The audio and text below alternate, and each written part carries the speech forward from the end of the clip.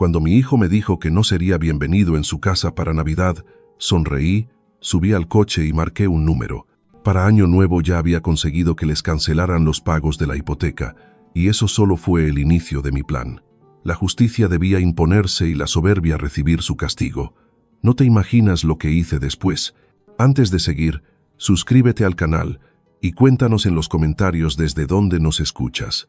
Este año podría preparar mi famoso pavo, dije acomodándome en el sofá de cuero de Michael, el que lleva el relleno de hierbas que tanto le gustaba a tu madre. ¿Recuerdas cómo siempre decía que era mejor que el de su abuela?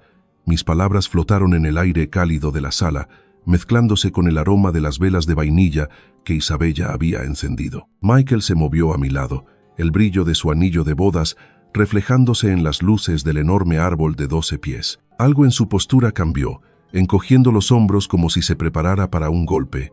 «Papá, lamentablemente no vas a ser bienvenido aquí en Navidad». Aquellas palabras me golpearon como un puñetazo. Parpadeé, convencido de que había oído mal. «¿Qué quieres decir?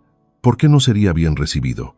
Michael evitó mi mirada, sus ojos clavados en la mesa de mármol, la misma que lo ayudé a elegir la primavera pasada, cuando Isabella decidió que sus muebles ya no eran lo bastante finos.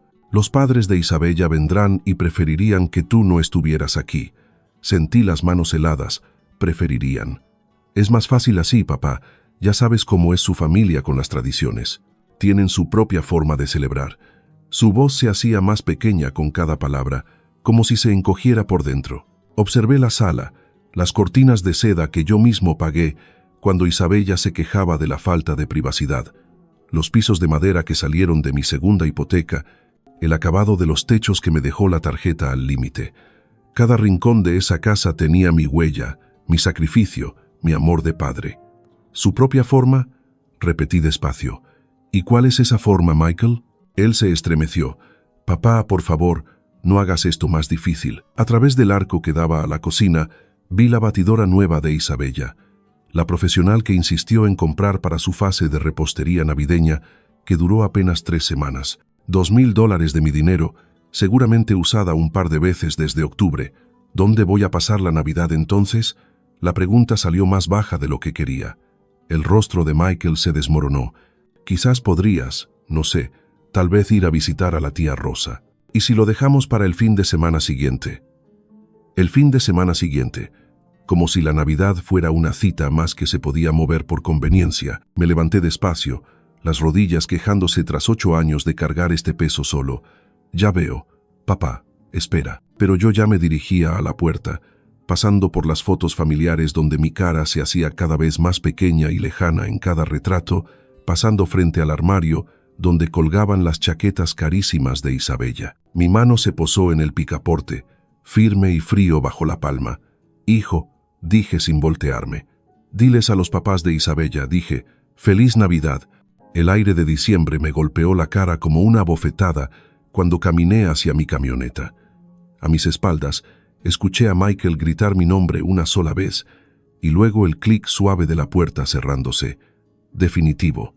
Me senté un momento en el asiento del conductor, el motor apagado, mirando las luces navideñas titilar en las ventanas de casas en las que nunca sería bienvenido. El teléfono vibró, seguramente Michael queriendo arreglar las cosas con promesas vacías y culpas. No contesté. En su lugar giré la llave y arranqué hacia la oscuridad, dejando atrás el resplandor cálido de la casa que yo había comprado, pero en la que jamás tendría un lugar. La calefacción zumbaba contra el frío de diciembre mientras recorría las calles conocidas hacia mi hogar. South Hill se extendía alrededor, cada esquina cargada de recuerdos del hombre que había sido, aquel que creía que la familia lo era todo, que entregaría hasta su último peso con tal de ver sonreír a su hijo. Ese hombre era un ingenuo. Me detuve en el semáforo de la 29 con Grant, observando a un joven padre cargar regalos navideños en su camioneta. Sus hijos pegaban la cara contra el vidrio, empañándolo de pura emoción. Hubo un tiempo en que así eran Michael y yo. Antes de Isabella, antes de que yo me convirtiera en un cajero automático con emociones incómodas, los números empezaron a dar vueltas en mi cabeza como una tragaperras rota. $800 cada mes durante 5 años. La calculadora había dejado de tener sentido la primavera pasada, Cuando al fin sumé todo, 140, 0, 0, 0. Más dinero del que María y yo habíamos ahorrado para toda la jubilación. Perdido, simplemente perdido. Pisé el acelerador con más fuerza de la necesaria cuando el semáforo cambió a verde. La camioneta rugió al compás de mi rabia.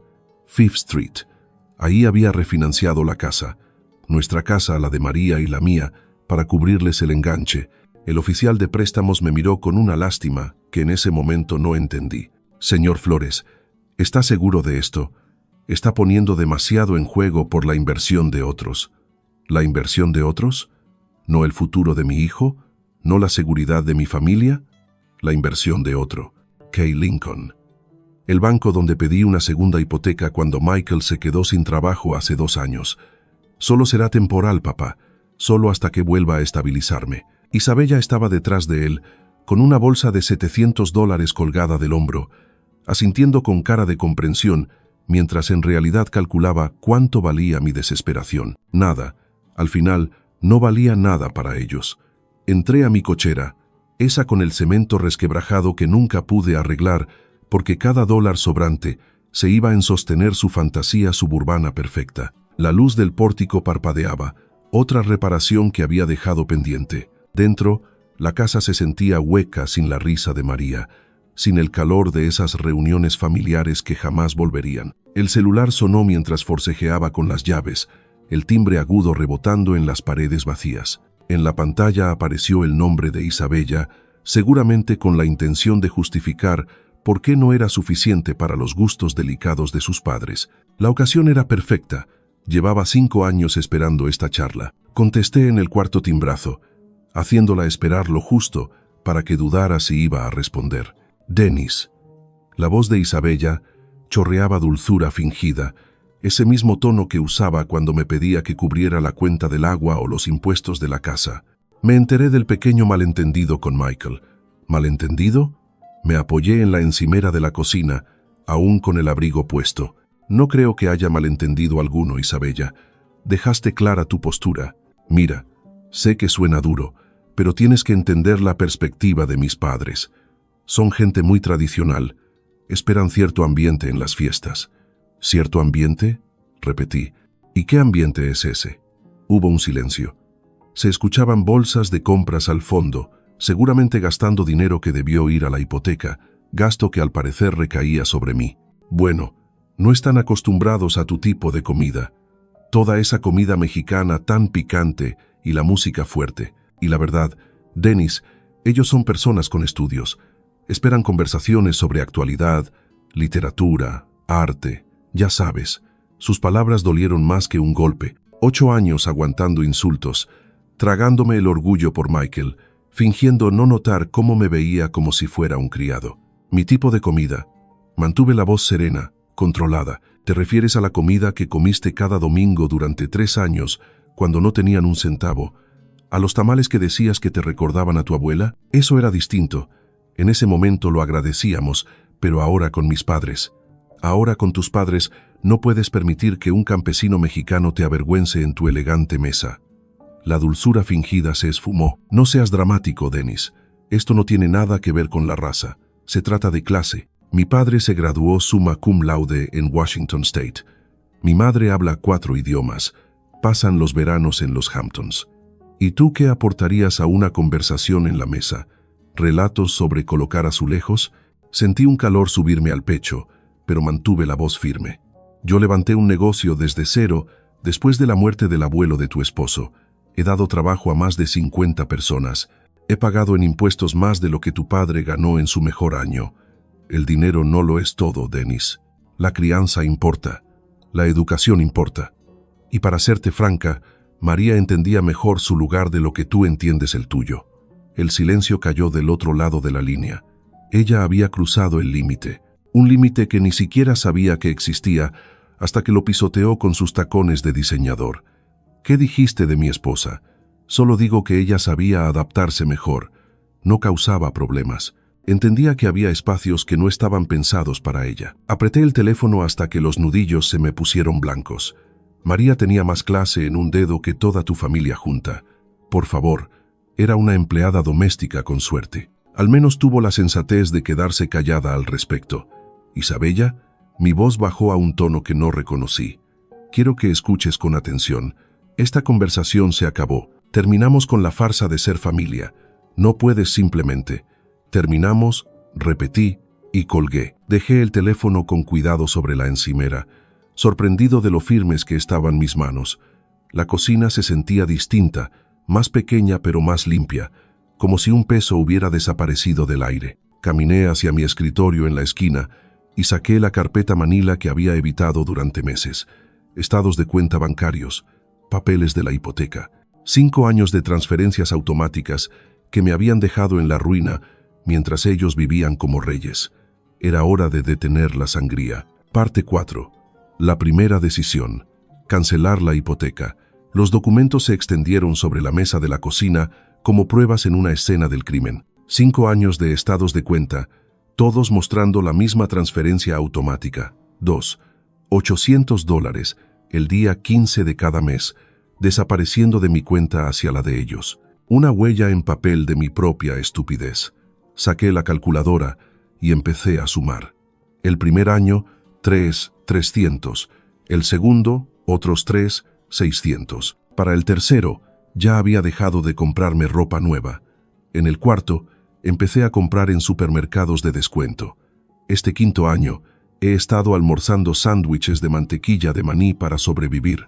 $140 Huibo, Gui, ChatGPT Danoy, sin contar el anticipo, sin contar las veces que cubrí sus recibos cuando la adicción de Isabella a las compras se salió de control, sin contar el techo nuevo, el jardín, los muebles indispensables para mantener su estilo de vida. Me recosté en la silla, mirando los números hasta que se me hicieron borrosos. El dinero del seguro de vida de María, mis ahorros de jubilación, el fondo universitario que habíamos empezado para unos nietos que, al parecer, nunca se me permitiría conocer. Todo desaparecido, invertido en una casa donde ni siquiera era bienvenido en la cena de Navidad. Tomé el celular, repasé mis contactos hasta dar con el número del banco. La grabación automática me ofreció opciones en inglés y en español. Qué atentos, qué considerados con gente como yo. Atención al cliente. Soy Jennifer. ¿En qué puedo ayudarlo hoy? Necesito cancelar una transferencia automática, respondí, con una voz más firme de lo que había sonado en años. Claro, señor. Necesito su número de cuenta y algunos datos para verificar. Recité los números. La escuché teclear con rapidez. Profesional. Eficaz.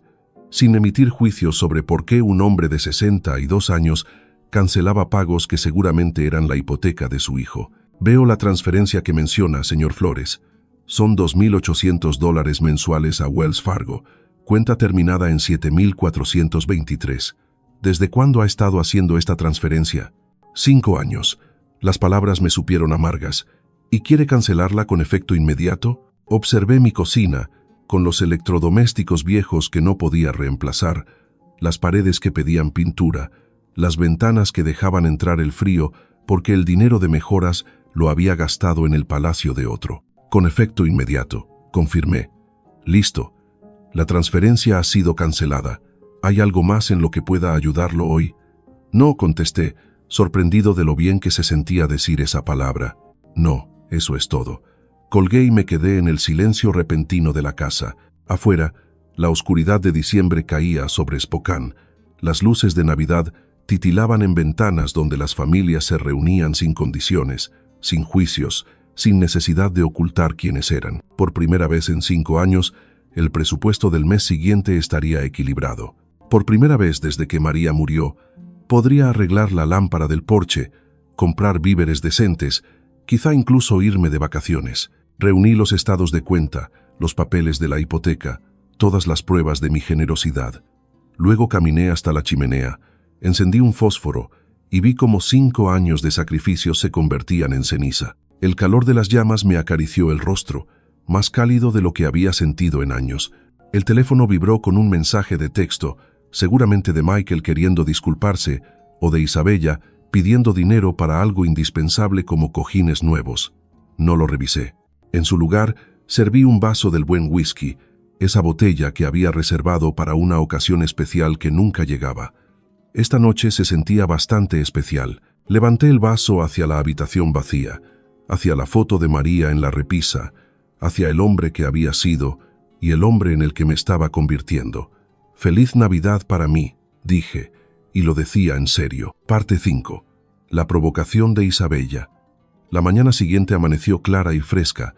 El sol de diciembre se colaba por las ventanas de mi cocina mientras disfrutaba mi segunda taza de café. Por primera vez en años, no estaba calculando cuánto dinero se esfumaría de mi cuenta en 3 días. Esa sensación de libertad tenía un sabor mejor que la mezcla colombiana que por fin me había permitido comprar. A las 10:47 en punto, sonó mi celular. El nombre de Isabella apareció en la pantalla como una etiqueta de advertencia. «Dennis», su voz traía ese tono conocido de impaciencia apenas disimulada. «Necesito que recojas a mis papás en el aeropuerto de Spokane. Su vuelo desde Portland llega a las 2 de la tarde». Dejé la taza con cuidado, mirando el vapor elevarse hacia el techo. «Isabella, se te olvidó nuestra charla de ayer. Mira, sea lo que sea, ahora debemos concentrarnos en lo práctico. Mis padres necesitan transporte y tú eres el único que tiene tiempo en el día». La osadía me dejó sin aliento. Menos de 24 horas después de decirme que no era digno de compartir la cena de Navidad con su familia, esperaba que me convirtiera en su chofer personal. «¿Y me lo pides por qué?» «Porque eso es lo que hace la familia, Dennis. Se ayudan entre sí». Su voz se agudizó con fastidio. «Además, seamos honestos, no eres mi rival. Eres demasiado débil para serlo. Así que súbete a tu camioneta y ve por ellos». Ahí estaba, el insulto final disfrazado de orden. «¿Qué aerolínea?», pregunté en voz baja. «Alaska Air, vuelo 447. Estarán en la cinta 3 de equipaje. Y Dennis, esperan a alguien que pueda manejar sus maletas como se debe. No nos dejes en ridículo». Escuché sus uñas golpeando contra una superficie dura. Seguramente el granito de su encimera, esa misma que yo había pagado cuando decidió que el laminado no era lo bastante elegante para sus cenas. «Por supuesto», respondí. «Me encargaré de todo». «Bien. Y ponte algo decente. Tal vez esa camisa azul que llevaste a la graduación de Michael. Ellos se fijan en esos detalles».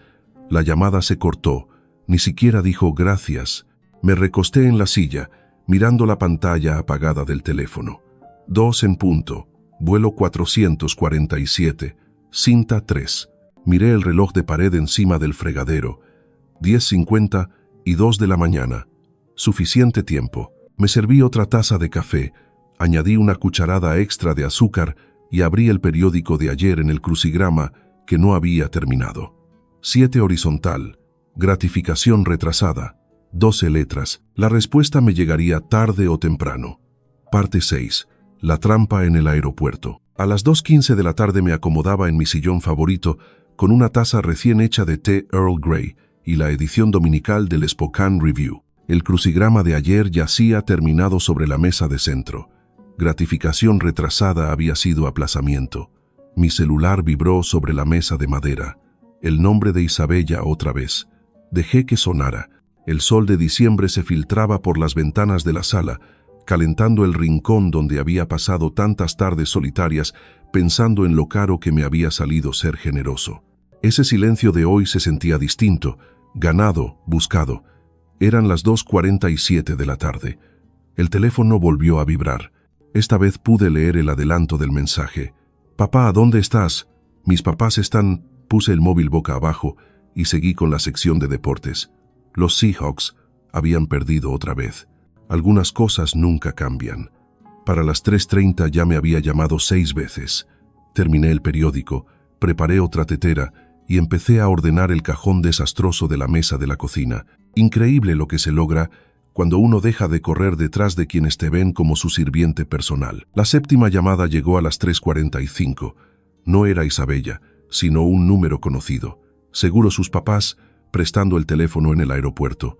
Tampoco contesté. Afuera, un vecino colgaba luces de Navidad en su porche, mientras sus hijos corrían por el patio con esa energía desbordada que traen las tardes de diciembre. Familias normales haciendo cosas normales. Nadie varado esperando a alguien que nunca iba a llegar. A las 4:15 el móvil comenzó a sonar sin pausa. Isabella, luego el número desconocido. Otra vez Isabella. El zumbido se volvió constante, como un avispón furioso atrapado contra un vidrio. Caminé hasta la cocina y desconecté el teléfono fijo de la pared. Después apagué el celular por completo. Silencio perfecto. Me preparé un sándwich de queso derretido y calenté una lata de sopa de tomate, un gusto que no me había permitido en meses, porque cada peso del mandado se iba en sostener el ritmo de vida de ellos. El queso se doró justo como me gustaba y la sopa humeaba en mi taza preferida. Afuera, el sol invernal ya empezaba a caer, alargando las sombras en mi patio trasero. En algún lugar de la ciudad, 3 personas probablemente discutían sobre la tarifa de un taxi en el estacionamiento del aeropuerto, preguntándose cómo su criado había tenido la osadía de dejarlos plantados. Ese pensamiento hizo que la sopa me supiera aún mejor. Para las 5 ya había cenado, cargado el lavavajillas, y pensaba qué película ver. Hacía años que no tenía una tarde entera solo para mí, sin llamadas de emergencia pidiendo dinero ni favores de último minuto. Estaba por tomar el control remoto cuando comenzaron a golpear mi puerta. No tocar, golpear con esa fuerza agresiva que sacude el marco y anuncia pura rabia. Dejé la taza de té y caminé despacio hacia el ruido, sabiendo bien a quién encontraría al otro lado. Los golpes se intensificaron a cada paso, cada vez más violentos. A través del ojo de la cerradura, distinguí 3 figuras amontonadas en mi pequeño porche, como lobos rodeando a su presa. Abrí la puerta y me encontré con la cara enrojecida de Cody Jenkins, a pocos centímetros de la mía. «¿Qué carajos te pasa?», gritó, empujándome y entrando en mi sala sin siquiera esperar permiso. Estuvimos esperando en ese maldito aeropuerto más de 3 horas. Detrás de él venía Catherine, con el cabello normalmente impecable ahora hecho un desastre y los labios apretados en una línea de puro rencor. «Esto es completamente inaceptable para alguien de tu edad, Dennis». Absolutamente salvaje. Isabella cerraba la marcha, con el abrigo de marca arrugado y el maquillaje corrido. «Nos humillaste. ¿Tienes idea de lo que hiciste? Mis padres tuvieron que pagar un taxi de $40 porque tú decidiste, lárguense de mi casa». Mi voz cortó sus gritos como un cuchillo en seda. Se quedaron en seco, sorprendidos por la dureza de mi tono. «¿Cómo dices?». El rostro de Cody pasó de rojo a morado. «Aquí no vienes a dar órdenes, amigo. No después de lo que hiciste hoy. Esta es mi casa», respondí en voz baja, sin moverme del marco de la puerta, «y quiero que se vayan». Ahora, Catherine dio un paso al frente, con esa condescendencia que había cultivado durante décadas, mirando por encima del hombro a los demás.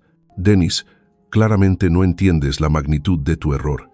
Mi esposo tiene contactos en toda esta ciudad, contactos de negocios, contactos sociales. No puedes tratar así a gente como nosotros y esperar». «Esto fue una lección para ustedes», la interrumpí, sosteniendo su mirada sin pestañear. «Una lección sobre su arrogancia desmedida y el desprecio con el que tratan a quienes consideran inferiores». La boca de Isabella se abrió de golpe. «¿Una lección? ¿Quién te crees para enseñarle algo a alguien? No eres nadie. Eres un... soy. Soy alguien que por fin dejó de ser su cajero automático y su chofer personal». Me hice a un lado y abrí más la puerta. La lección terminó. «Ya pueden irse». Cody apuntó un dedo contra mi pecho, aunque no se atrevió a tocarme. «No tienes idea con quién te estás metiendo, viejo. Yo llevo en este pueblo más tiempo del que llevas respirando su aire.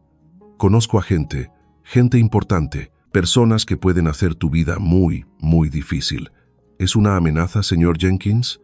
«Es una promesa», murmuró con voz amenazante. «¿Crees que abandonar a ancianos en un aeropuerto es algo que puedes hacer sin consecuencias? Estás a punto de descubrir lo equivocado que estás». Catherine asintió, su sonrisa afilada como vidrio.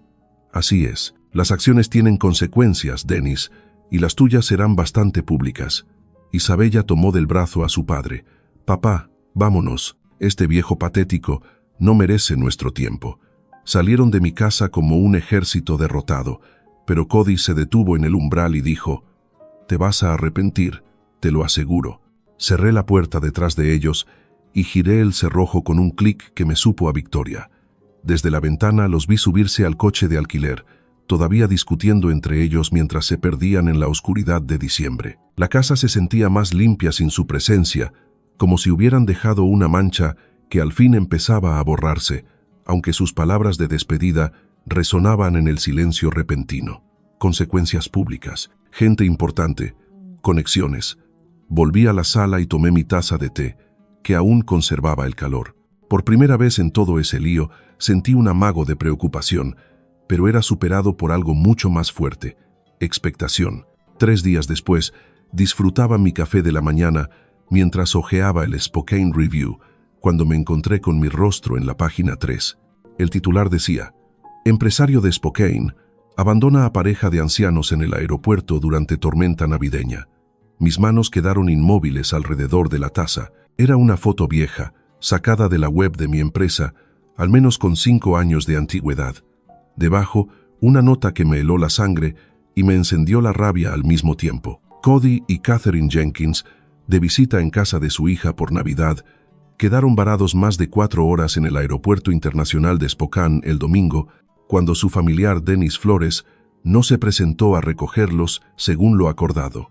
La pareja, ambos de casi 60 años, esperó bajo temperaturas gélidas mientras se emitía una alerta de tormenta invernal en la región. Alerta de tormenta invernal. Había hecho 52 grados y sol. No podíamos creer que alguien nos abandonara así, dijo Cody Jenkins, un ejecutivo bancario jubilado. Llamamos una y otra vez, pero el señor Flores nunca contestó. Nos vimos obligados a pagar un taxi carísimo, en condiciones de clima peligrosas. A nuestra edad, este tipo de trato no es solo una falta de consideración, es un riesgo. El artículo seguía con citas sobre mi supuesto comportamiento errático y dudas sobre mi estado mental. Cody se había pintado a sí mismo y a Katherine como víctimas indefensas de un viejo cruel que había perdido la razón de pronto y sin motivo. Nada se decía sobre la cena de Navidad rechazada, ni sobre las exigencias de Isabella o sus años de explotación económica. Solo yo, el villano que abandonó a pobres turistas ancianos en una tormenta de nieve inventada por Cody. Dejé mi café a un lado y volví a leer el texto, una vez más. Luego una tercera. La firma era de Patricia Morrison, editora de Estilo de Vida. No reconocía el nombre, pero sí la jugada. Cody había cobrado favores. Había usado sus contactos en la banca para colocar esa historia justo en el lugar donde haría el mayor daño a mi reputación. Inteligente. Muy inteligente.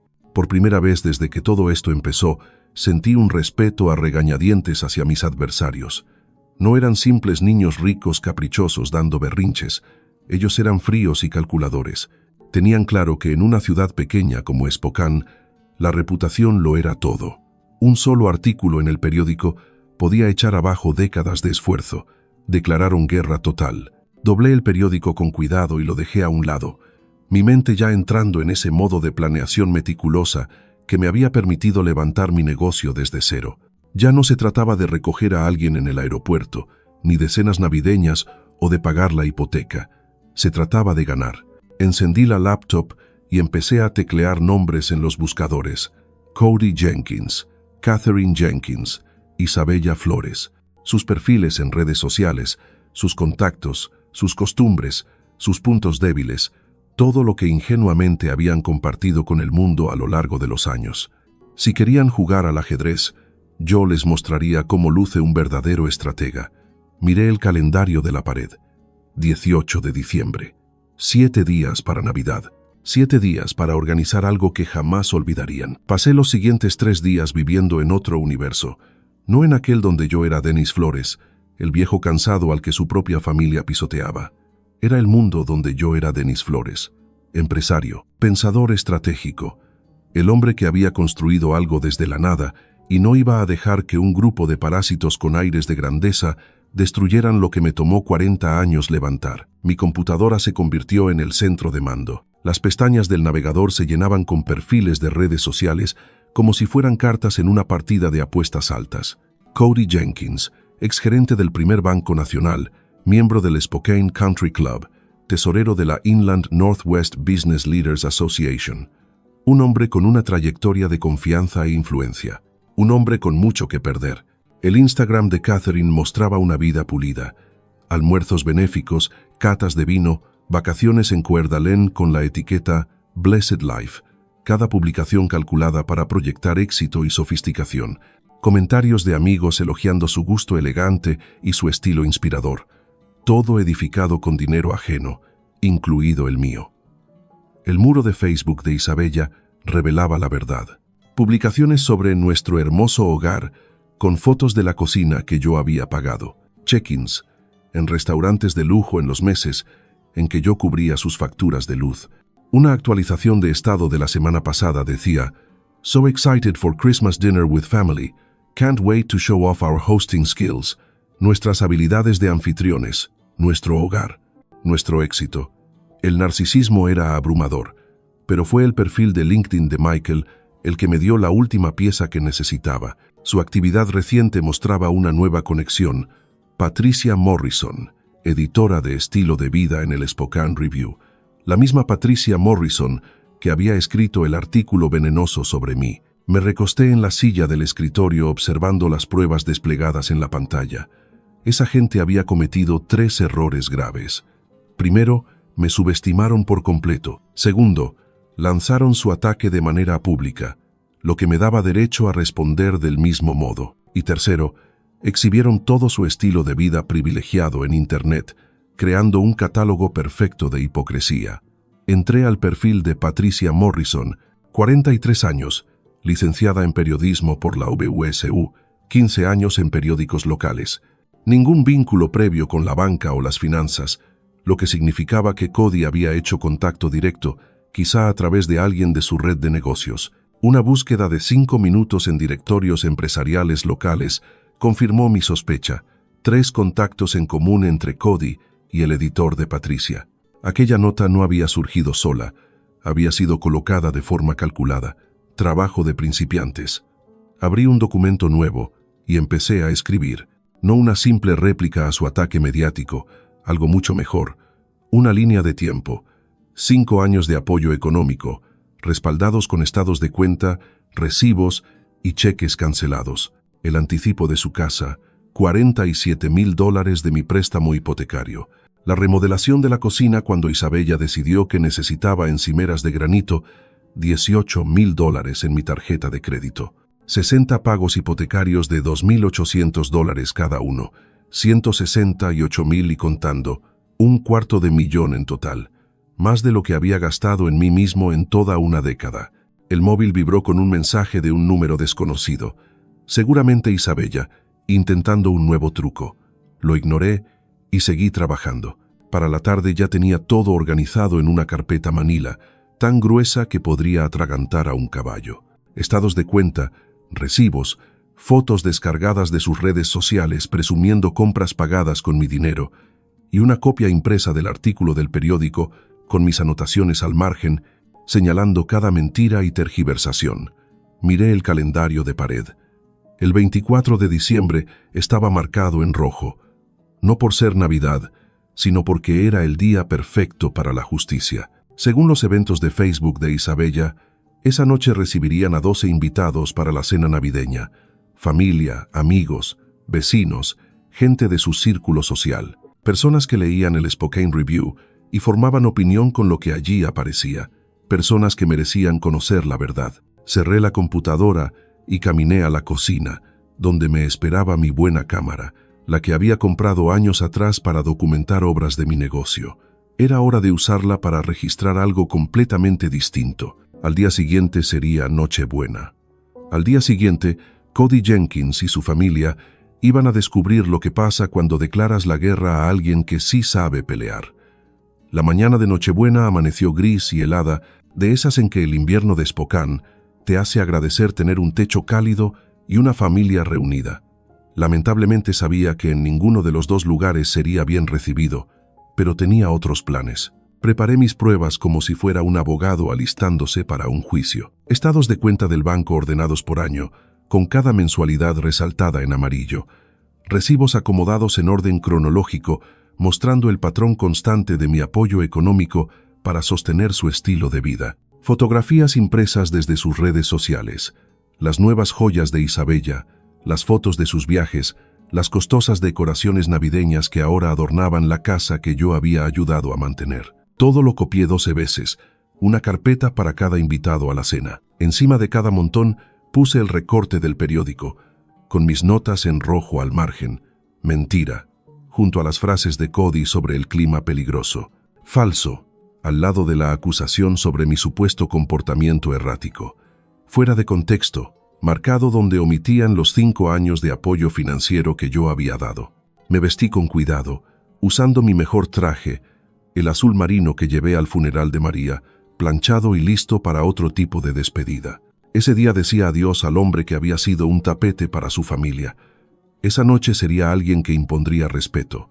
A las 6:30 de la tarde, guardé los paquetes de pruebas en mi maletín y manejé hacia Kendall Yards. La casa brillaba con luces cálidas. Los autos llenaban la cochera y se apilaban en la calle. Por las ventanas delanteras se veían siluetas moviéndose en el comedor. Isabella haciendo de anfitriona en la casa que mi dinero les ayudó a comprar. Aparqué al otro lado de la calle y miré el reloj. 6:45, hora perfecta. Lo suficientemente tarde para que todos estuvieran ya sentados, pero temprano para que siguieran en el plato principal. Nadie tendría escapatoria fácil. La puerta estaba sin seguro. Claro que sí. A Isabella le encantaba presumir lo seguro que era su vecindario, lo poco que necesitaban preocuparse por la seguridad, a diferencia de otros lugares más duros. Entré en silencio. El aire caliente me golpeó la cara junto al murmullo de risas y conversaciones que venían del comedor. Y entonces escuché: «Pero cariño, en nuestra familia no hacemos las cosas así». Más risas siguieron. Nuestra familia. Después de todo lo que habían hecho para excluirme de ella, crucé hacia el comedor con el maletín en la mano. 12 rostros se giraron hacia mí, algunos sorprendidos, otros horrorizados. Isabella se quedó helada con la copa de vino a medio camino de sus labios. Michael palideció. Cody y Catherine parecían haber visto un fantasma. «Buenas noches a todos», dije con calma mientras colocaba mi maletín sobre el aparador de mármol. «Espero que no les moleste que me una a su celebración navideña». Isabella fue la primera en reaccionar. «Dennis, esto es completamente inapropiado. Tienes que irte de inmediato». «En realidad», dije mientras abría mi portafolio y sacaba el primer montón de papeles, «creo que tus invitados merecen saber quién pagó de verdad esta cena, esta casa y ese estilo de vida que tanto presumes». Una mujer que no reconocí, seguramente una de las amigas de beneficencia de Catherine, se inclinó con curiosidad. «¿De qué está hablando, Isabella?» «Está teniendo algún tipo de episodio», respondió Isabella con rapidez. «Michael, llama a alguien». Pero yo ya me movía alrededor de la mesa, dejando un paquete de documentos frente a cada invitado. «Aquí están los registros bancarios», comenté con tono tranquilo. 5 años de apoyo económico, $168,000 solo en pagos de hipoteca, más la entrada, las reformas, los muebles, los electrodomésticos, todo lo que ven aquí. La sala quedó en silencio salvo por el ruido del papel mientras 12 personas revisaban la evidencia. Observé sus rostros cambiar al asimilar las cifras, las fechas, la prueba irrefutable de mi generosidad y de su engaño. «Esto es», comenzó un hombre, pero se detuvo al fijarse en un estado de cuenta. «Escandaloso», completó la mujer frente a él. «Isabella, ¿por qué no nos contaste nada de esto?» La compostura perfecta de Isabella empezaba a resquebrajarse. «Es más complicado de lo que parece. Dennis se ofreció a ayudarnos. Nunca se lo pedimos. En realidad, interrumpí sacando un artículo de periódico. Hablemos de lo que sí pidieron y de lo que le dijeron a la prensa sobre mí». La temperatura del cuarto pareció caer de golpe. Puse copias del artículo sobre la mesa, mirando cómo los invitados reconocían mi foto en aquella nota poco favorecedora que había salido 3 días atrás. «Ahora», dije con voz firme en medio del repentino silencio, «hablemos de los verdaderos manipuladores en esta familia». El rostro de Cody pasó de rojo a pálido. Catherine permanecía rígida en su silla, con la copa de vino olvidada en la mano. «El señor Jenkins usó sus contactos bancarios para plantar esta historia», continué mientras señalaba el periódico. «Noten cómo me pintan como inestable y peligroso, abandonando a ancianos pobres en clima helado». Un hombre canoso con un suéter caro levantó la vista del artículo. «Cody, ¿de qué se trata esto?» El clima estaba a 26 grados y soleado. Respondí antes de que Cody hablara. Y no eran turistas varados. Eran los padres de Isabella, que iban a la cena de Navidad de la que me prohibieron asistir porque no era digno de su compañía. Catherine por fin encontró la voz. «Eso no es», nunca dijimos. Nunca dijeron que, Catherine. Saqué mi teléfono, donde tenía capturas de varias publicaciones de redes sociales de Isabella, que yo era demasiado corriente para tus padres, que mi comida mexicana y mi forma de hablar de obrero te avergonzarían frente a tus amistades con estudios. La mujer que identifiqué como una de las amigas de beneficencia de Catherine se movió incómoda en su asiento. «Catherine, seguramente no hiciste eso. Está retorciendo todo», farfulló Cody, pero su voz carecía de firmeza. «Este hombre tiene problemas serios de salud mental. El peso de envejecer, los problemas económicos». «¿Problemas económicos?». Casi me solté a reír. «Señor Jenkins, llevo 5 años sosteniendo a su hija y a su yerno con casi $3,000 mensuales. Los únicos problemas de dinero aquí son los que usted está a punto de enfrentar». Me giré hacia toda la mesa. Estas personas me han sacado $200,000 mientras me insultaban a mis espaldas. Manipularon a mi hijo en contra mía, me prohibieron asistir a reuniones familiares y cuando finalmente me defendí, intentaron destrozar mi reputación en el periódico. Michael habló por primera vez, apenas en un murmullo. «Papá, yo no sabía lo del periódico. Tu esposa lo sabía», respondí en voz baja, y fueron sus padres quienes lo planearon. Me pintaron como un villano solo por negarme a ser su cajero automático y su chofer personal. La tensión en la sala se movía como placas tectónicas. Lo veía en los rostros de los invitados, la comprensión lenta de que todo lo que les habían contado de estos anfitriones tan generosos estaba basado en mentiras. «Esto es imperdonable», dijo una señora mayor con perlas, observando los extractos bancarios. «Cody, ¿cómo pudiste permitir que tu hija abusara de la generosidad de este hombre y luego lo atacara públicamente cuando dejó de sostenerlos?» La fachada cuidada de Cody se venía abajo. «No entiendes toda la situación». «Entiendo perfectamente», interrumpió la mujer. «Este hombre ha mantenido a tu familia económicamente mientras ustedes lo trataban como a un sirviente, y cuando por fin dijo basta, quisieron arruinar su nombre». La voz de Catherine salió rota. «Nos abandonó en el aeropuerto. Después de que me dijiste que no era bienvenido en la cena de Navidad porque mi presencia resultaba inapropiada para tus padres», respondí con calma. «Después de 5 años pagando sus cuentas, mientras me despreciaban por mi origen y por mi nivel de estudios». El silencio era sepulcral. 12 personas miraban a Cody y a Catherine con expresiones que iban del asco a la vergüenza por haberse relacionado con ellos. Isabella intentó un último recurso para controlar la situación. «Por favor, todos. Esto es un asunto familiar que se ha salido de control». «No», contesté con firmeza. «Esto dejó de ser un asunto de familia cuando ustedes lo hicieron público, cuando usaron el periódico para atacar mi carácter, cuando decidieron que mi reputación era un daño colateral aceptable para su orgullo». Recorrí la mesa con la mirada. Rostros desconocidos que ahora sabían exactamente quién era yo. Quise que todos conocieran la verdad antes de leer otra vez sobre Denis Flores en el periódico, porque volverán a leer de mí, pero la próxima vez será la historia real. Cerré mi portafolio y acomodé mi corbata. «Disfruten el resto de su cena. Es la última que pagaré».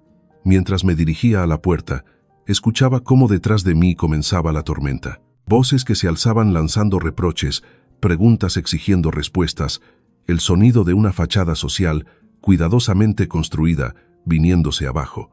Para mí fue la música navideña más hermosa que jamás había oído. La carta llegó un martes por la mañana de marzo, enviada por correo certificado y con el peso de consecuencias legales en cada palabra. Firmé la recepción en la entrada de mi casa, notando cómo el aire de primavera olía a brotes nuevos y a esperanza, en contraste con la desesperación invernal que había marcado aquellos días oscuros de diciembre. «Aviso de incumplimiento», decía el sobre, «requerimiento final de pago». Dentro, 3 meses de hipoteca sin cubrir habían alcanzado a Michael e Isabella como un maremoto de realidad. $8,400 de atraso, 14 días para ponerse al corriente o enfrentar un proceso de embargo sobre la casa que yo mismo les había ayudado a comprar. Dejé la carta a un lado y volví a mi café, leyéndola como quien hojea noticias de un clima lejano.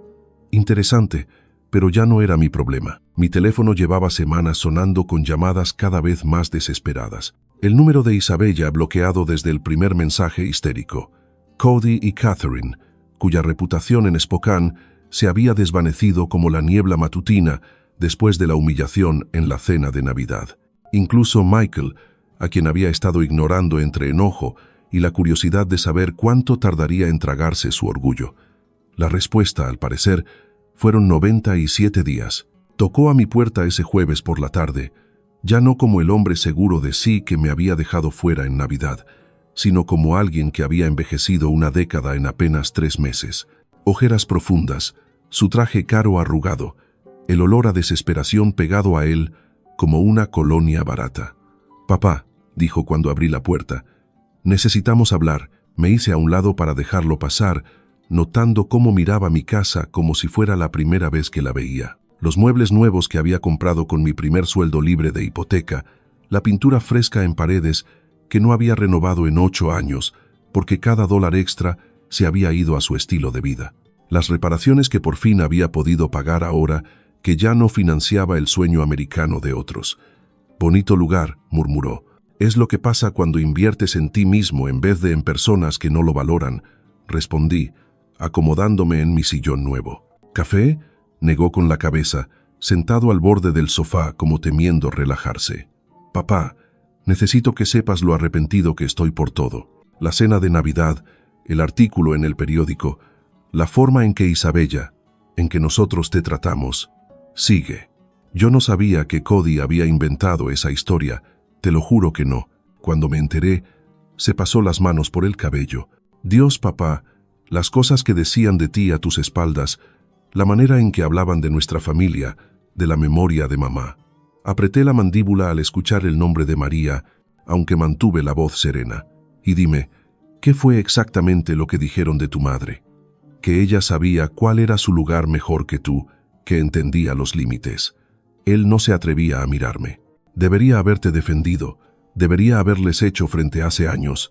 «Sí», respondí sin rodeos, «debiste hacerlo». Permanecimos callados un buen rato, con el peso de 5 años de errores flotando entre los dos. Afuera se oía a mi vecino cortar el pasto, los ruidos cotidianos de un jueves cualquiera en un barrio cualquiera, donde los hijos no dejan a los padres fuera de la cena de Navidad. «La casa está en embargo», dijo al fin Miguel.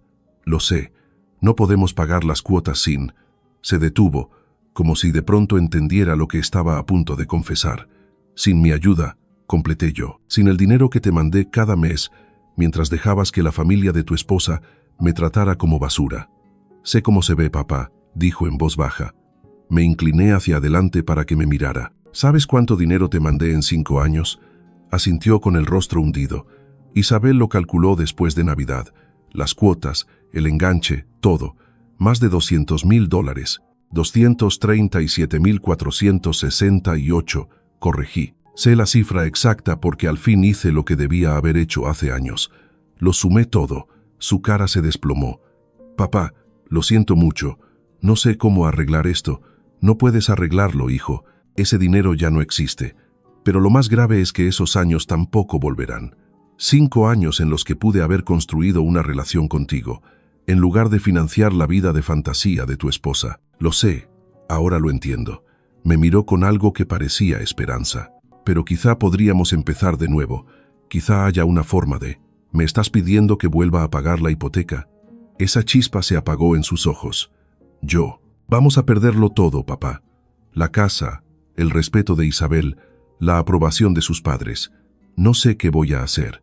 «Te las vas a arreglar», respondí sin dureza, «de la misma manera en que yo aprendí a vivir sin un hijo que me respetara.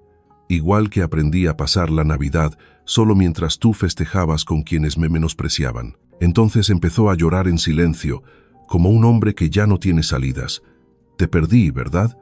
Los elegí a ellos sobre ti, y ahora te perdí para siempre». Lo observé largamente.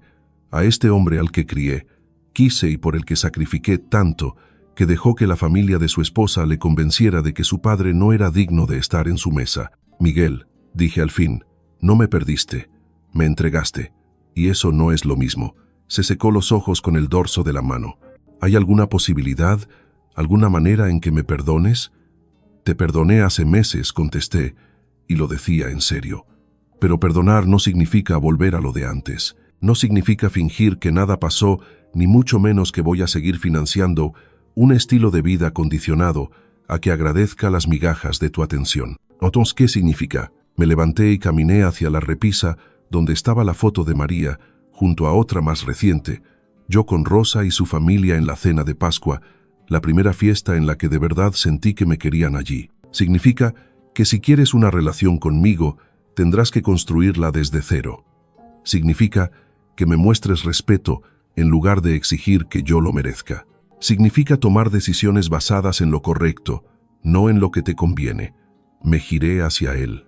Y significa que la próxima vez que alguien, tu esposa, sus padres o cualquiera, intente dejarme fuera de las reuniones familiares, recuerdes quién es el que realmente se comporta como familia. Él asintió despacio, entendiendo quizá por primera vez que el respeto no es algo que se da por sentado. La casa, preguntó en voz baja, ya no es mi problema. Me senté de nuevo sintiéndome más liviano que en años. Eres un hombre adulto, Michael. Resuélvelo como lo hacen los adultos. Consigue un trabajo que pague lo suficiente para cubrir tus cuentas. Vende la casa y compra algo que sí puedas costear. Deja de vivir por encima de tus posibilidades, esperando que otros financien tus decisiones. Se levantó con calma, por primera vez con los hombros erguidos desde que había llegado. Tienes razón en todo. Lo sé. Caminó hacia la puerta, pero se volvió. Papá, para lo que vale, verte plantarte en la cena de Navidad me dio orgullo, me dio vergüenza y enojo, pero orgullo también. Bien, dije, quizás todavía hay esperanza para ti. Después de que se fue, me serví un vaso del buen whisky y salí al porche trasero. La primavera estaba llegando a Spokane, los árboles empezaban a brotar, el aire se calentaba con promesas. En 4 meses cumpliría 63. María llevaba 8 años muerta. Había malgastado 5 de esos años, siendo un felpudo para gente que nunca valoró el sacrificio. No pensaba desperdiciar más. El celular vibró con un mensaje de Rosa. ¿Cena el domingo? Los niños quieren enseñarte sus proyectos de la escuela. Sonreí y respondí. No me lo perdería.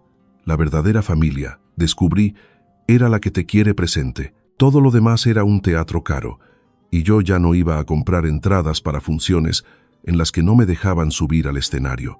El whisky me supo a libertad, y el futuro se veía tan brillante como yo quisiera hacerlo. Si te gustó esta historia, dale like a este video, suscríbete al canal y comparte tus impresiones en los comentarios. Para escuchar la siguiente historia, haz clic en el recuadro de la izquierda. Gracias por mirar.